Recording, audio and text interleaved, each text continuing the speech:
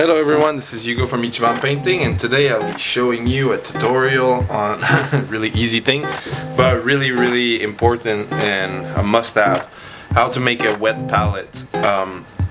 So basically I made this wet palette, probably cost me like $5, 3 pounds or something like that. Basically what you're gonna need for this project is you're gonna need a Tupperware kind of a container.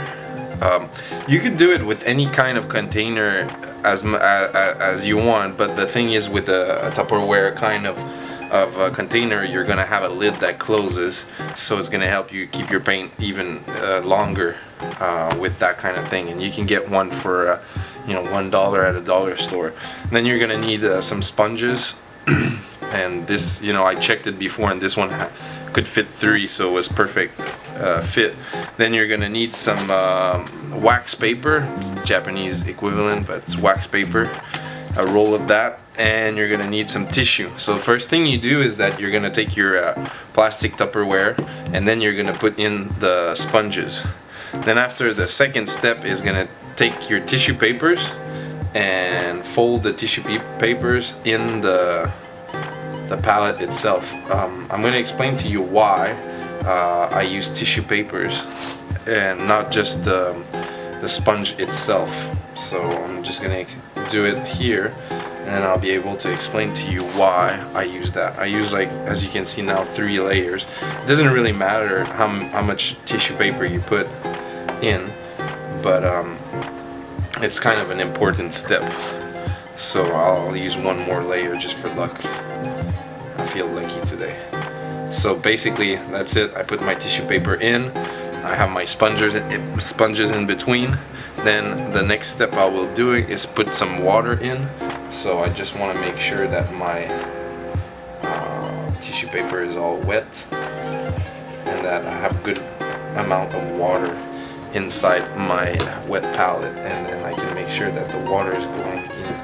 So one thing, a lot of people, they use a really thin container. It works fine.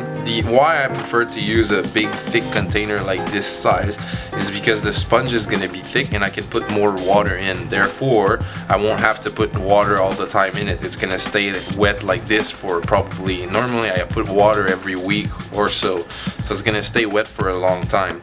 Why do you put the tissue paper here is because the tissue, if you put just the sponge is not going to retain water on top. The sponge is going to retain water at the bottom.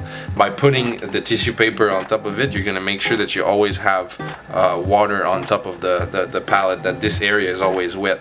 And then the tissue paper has a tendency to suck in the water to make sure it stays here compared with the sponge.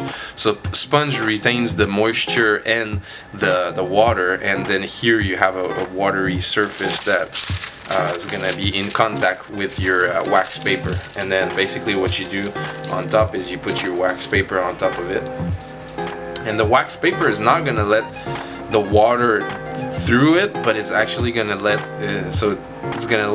the humidity stick to the paint. And then the only thing you have to do after that is put some paint on it, and that's it. So when you work with your paint is not going to dry.